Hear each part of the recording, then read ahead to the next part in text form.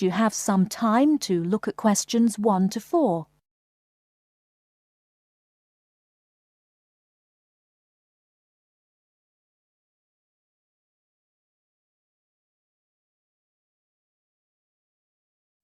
Listen carefully and answer questions 1 to 4. Good afternoon.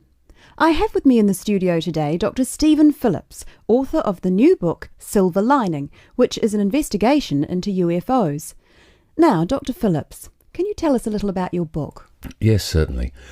Over the last 12 years, I've become increasingly interested in the subject of UFOs, and this book is a compilation of all the sightings that I've heard about, together with evidence. You see, so many people are convinced that there is life on other planets that I thought I would do some research myself. And what did you find? Are we alone in the universe? You sound sceptical. Well, you'll have to buy the book to find out my personal conclusion, but I can tell you this. There are a lot of sightings in a number of different countries, and the surprising fact that I have found is that despite never having met each other, a great number of these witnesses describe an almost identical object. Now, I realize that television and the media has given us all a mental picture of a UFO, a silver ship with bright lights that moves at very high speed. What interested me was that in all the eyewitness accounts I heard, people gave very precise and detailed descriptions that varied only slightly. Reports from America, Europe, even Asia, all share a significant number of similarities. Interesting. Tell me, have you been able to see any evidence yourself? Well, no. My aim in writing this book was not really to present my own opinion, but to gather all the information available and collate it into a kind of reference guide. Personally, I don't have anything much to add apart from the conclusions that I've drawn from the accounts I've heard. I understand that there is a strong body of opinion that claims there is hard evidence that is being suppressed by the American government. Could you comment on that?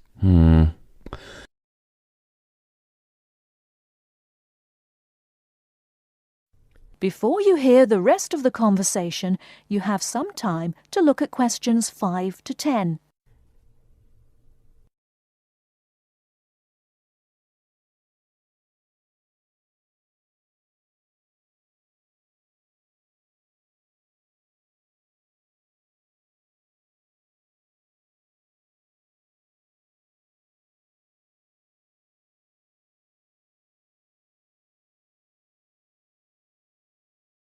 Now listen and answer questions 5 to 10. Personally, I don't have anything much to add apart from the conclusions that I've drawn from the accounts I've heard. I understand that there is a strong body of opinion that claims there is hard evidence that is being suppressed by the American government. Could you comment on that? The second chapter of my book actually talks about a place in America that has often been in the media, Area 51. Area 51? Yes, it's a military base in New Mexico. In 1947, a man called McBrazel claimed... Sorry, who? McBrazel. That's M-A-C, capital B-R-A-Z-E-L. Anyway, McBrazel claimed to have found pieces of an alien spacecraft on his farm in Roswell. Now, many people believe that this was true and that the government of the time took the debris. Since that time, they have denied all knowledge of any such find, and accounts by the many leading experts at the time dismissed the claim, believing that McBrazel had actually found pieces of a higher altitude weather balloon that had disintegrated. Now, the lack of information combined with the large number of conspiracy theorists means that no useful scientific conclusion can be drawn, but I have found out one or two surprising details. Again, you'll have to buy the book if you want to find out more. Okay. Now, I understand that an overwhelming majority of UFO sightings occurred in America. Do you find that in any way relevant? Well, as I mentioned before, there are a large number of conspiracy theorists, and the popularity of science fiction programs in America could lead you to suspect that these sightings may be nothing more than an overactive imagination. However, I have found that there are a number of other factors that determine UFO sightings. In Northern Europe, the number of reports is very low, whereas in Southern Europe, where there is more open space, less light pollution, and generally clearer skies, the number of sightings increases. Now, when you consider the vast open areas of America, particularly around New Mexico, there is an argument that UFOs are simply easier to see in certain geographical and climatic situations. Well, I've never thought of that. If I could ask you one final question, Dr. Phillips, what about alien abduction? Well, I don't really cover that in my book. You see, I was looking to present facts from which people could draw their own conclusions. With these reported abductions, I've found them to be very unreliable. Well, thank you very much for your time. Before we finish, I'd just like to add that Silver Lining is available at all leading bookstores, priced at £19.99. Until next week, goodbye. That is the end of part 1. You now have half a minute to check your answers.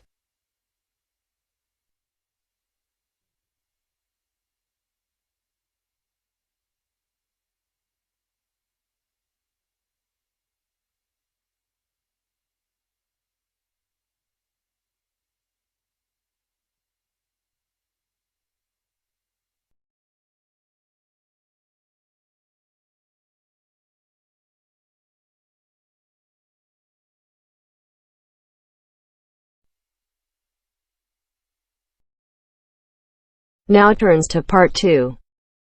Part 2. You are going to hear a guide named Matt, who is introducing their trip in Wildlife Haven. Now you have some time to look at questions 11 to 15.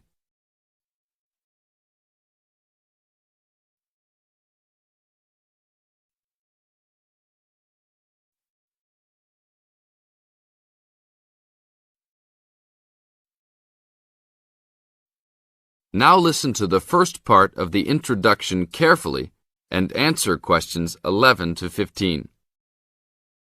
Well, good morning, everybody. My name's Matt, and I'm one of the 3 guides here at Wildlife Haven. Our job is to make sure that you all have a great time here with us and go home feeling happy and relaxed. As you can see, we're away from the city in a remote area between a national park and the sea. To encourage you to relax, there are no radios or TVs, and the only phones and newspapers are in the office. So, if peace and quiet is what you've come for, this is the place to be. From your cabin on the hill, you'll find you have the national park behind you, and you can look out from the sea from your front balcony. Your luggage will be unloaded from the bus and taken to your rooms in a few minutes. Once you have picked up your key at reception, please locate your room and check that all your luggage has arrived. The daily program here at Wildlife Haven is flexible and only as demanding as you want it to be. You should each have a brochure setting out the facilities and various walking tracks you can take. And on the bus, you are given a green sheet setting out a number of group tours in the coming week. If you want to join any tour, just write your name and room number on the relevant sheet along the wall here. Tomorrow, there is a Beachcombers and Rock Hoppers tour exploring marine life in the rock pools along the beach. Or, if you'd prefer to go inland, there's a guided forest walk that takes you off the walking tracks. If you want to catch some lunch, you could join the beach fishing expedition. And at night, you'll see there is a moonlight forest walk that leaves each night at 7 p.m. So there is plenty to choose from at Wildlife Haven, and of course, that includes just sitting on your balcony watching the waves roll in. But I would recommend my favorite tour, the Waterfall Walk. This departs at sundown each day and also provides the opportunity to have a moonlight swim. Now you have some time to look at questions 16 to 20.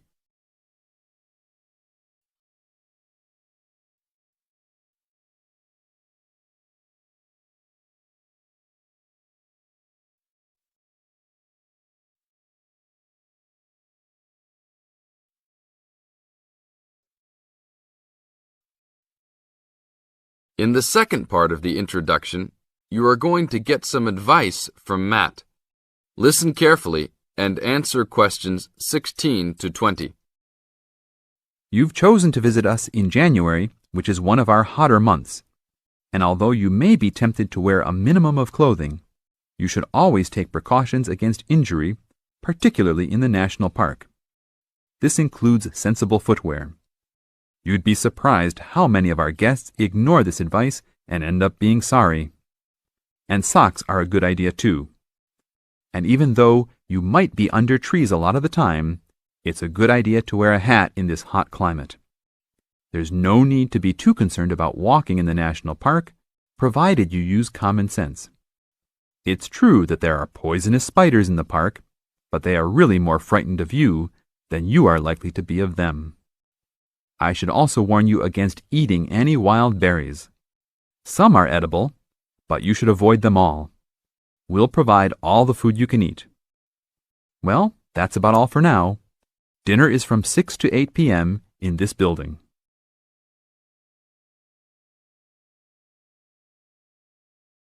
That is the end of part 2.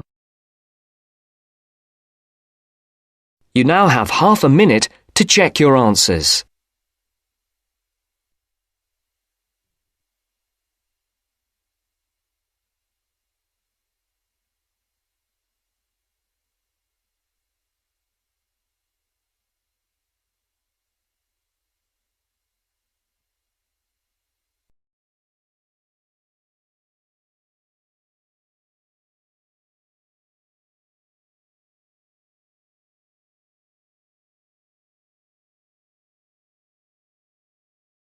Now turns to part 3.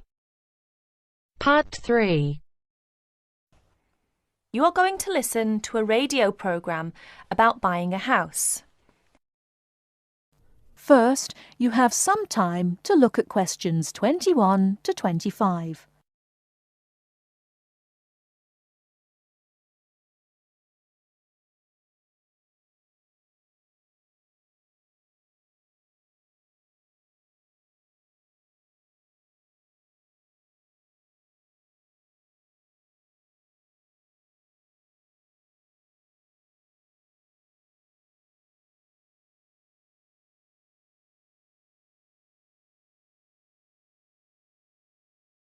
Now, listen carefully and answer questions 21 to 25.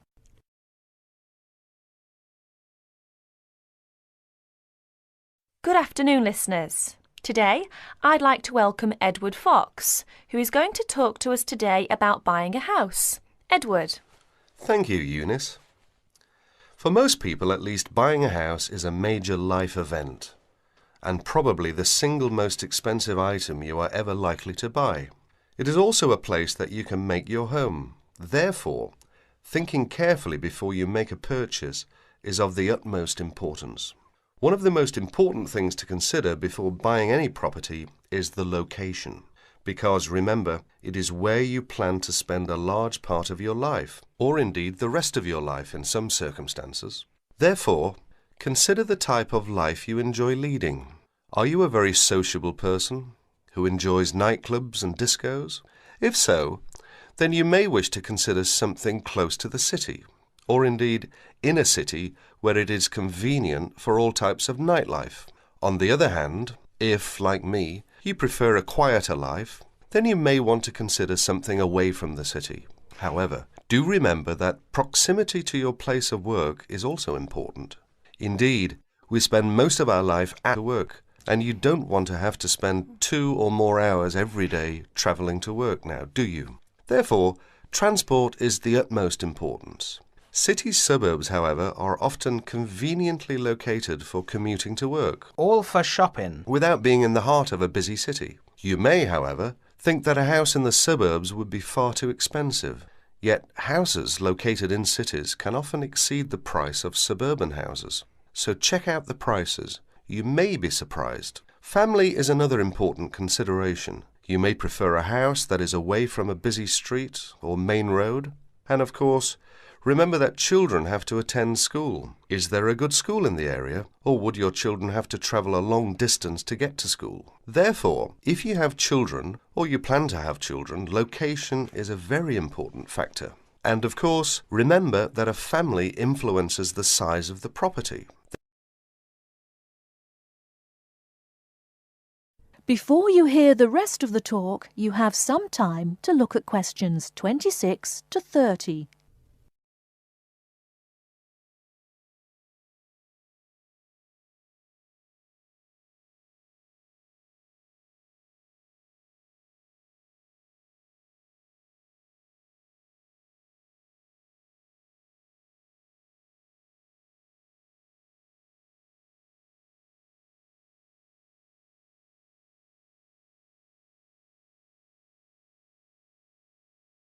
Now listen and answer questions 26 to 30.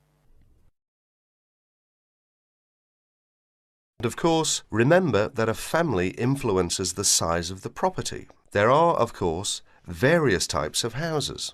There are detached houses which stand alone and are not joined by to another building.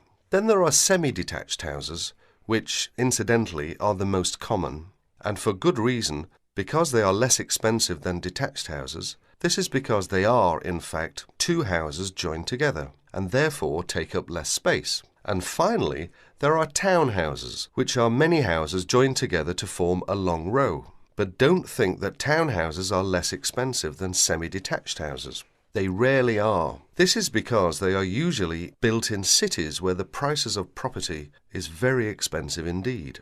The age of property is another consideration. If you're considering buying an old house, beware. You may be faced with expensive repairs and renovation bills. So have the house thoroughly checked by a professional surveyor before you decide to buy. But then again, there are things you can look for yourself. Things such as the condition of the woodwork, especially doors and windows that can be expensive to replace. More importantly, make sure all the fixtures and fittings, things such as cupboards, sinks, taps, bathtubs, are all in good working order, because replacing kitchens and bathrooms can be a very costly business. And don't forget the garden. If the property has one, if you enjoy gardening, then fine. But if you don't enjoy gardening, then you may prefer a small garden as opposed to a big one. But even if you do enjoy gardening, it is important to remember that gardens take up a lot of your time. So keeping a garden in good order may be very difficult if you work long hours. One final thing is the general feel of the place. Does it have a good atmosphere? And most importantly of all, would you feel comfortable living there? Thank you, Edward. But I'm afraid that's all we have time for today. But I'll be back next Wednesday when my guest speaker will be talking about buying a computer. So until then, bye for now.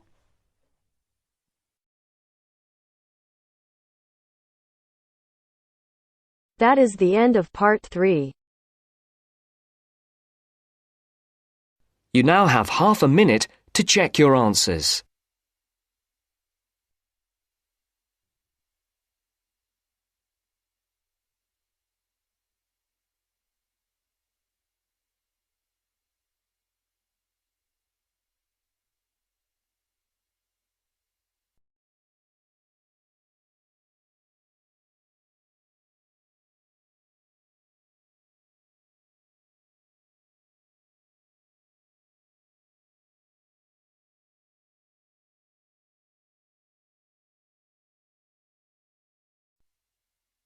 Now turns to part 4. Part 4. You will hear a talk from a series of lectures on the survival of our planet. Professor Samson talks about endangered species of flora and fauna. First, you'll have half a minute to look at questions 31 to 40.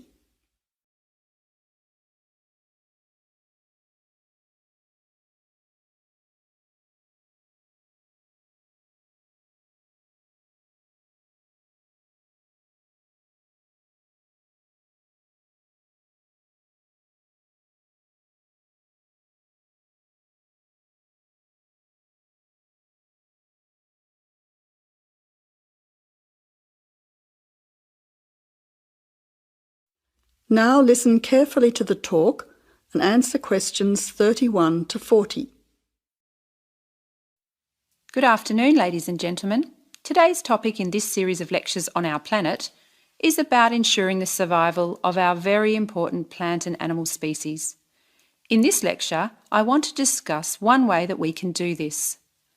No one will ever see a huge dinosaur thundering through the forest. No one will ever see a paradise parrot flash its rainbow colours across the sky. The fact is that many animals and plants have been wiped out. Sadly, they are extinct. It is too late for them. Extinction is forever. We can't do anything about the species that have already disappeared. But today, there are many animals and plants that could still become extinct in the future if we do not act now. They are endangered.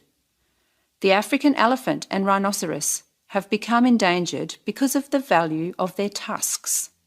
Australian parrots and reptiles are smuggled onto planes because certain people in other countries are prepared to pay thousands of dollars for them. And there are many other species around the world that are endangered because they no longer have a place in which to live and reproduce safely. The main cause of extinction is the destruction of habitats. A habitat contains all that a living thing needs to survive: space, light, water, food, shelter, and opportunities for reproduction. The population of the world is growing rapidly, and this is placing great demands on land and resources for housing and for growing food. When vegetation is cleared and swamps are drained for agriculture, mining and suburbs, or when rivers are dammed to store water, plants are destroyed and animal life is threatened.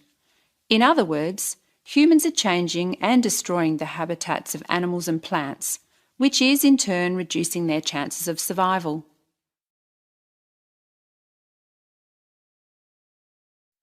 So how can we conserve habitats and help save endangered species? Well, one way is to protect their habitats permanently in national parks or nature reserves. National parks have been created in many countries. They encourage people to enjoy the beauty and diversity of the animals and plants that live there without harming them. By supporting and visiting these parks, people can become more aware of the species that live there and how the parks work to protect them. It is very important that, when visiting a national park, we keep them safe for future generations of plants and animals by obeying a few rules. Firstly, follow the fire regulations. Don't throw cigarettes or build fires, except at certain times of the year in especially allocated areas and facilities. Secondly, remember to leave pets at home. Pets, such as cats or dogs, can hunt birds or other small animals. Some pets might even escape and become a serious threat. Thirdly, place all rubbish in a bin or take it home. Plastic bags or leftover food are dangerous to the animals and harm the environment. Don't pick the flowers or damage the plants. Flowers create the next generation of the plant. Also, for the same reason, birds' eggs must be left in their nests. The loss of species in the past is sad. However, there is hope for the future. Despite the demands of our increasing population, we can work to protect the plant and animal species we still have. So I would like to conclude by saying that I believe that, with strong public awareness and support of these national parks and reserves, the future of endangered species can be ensured.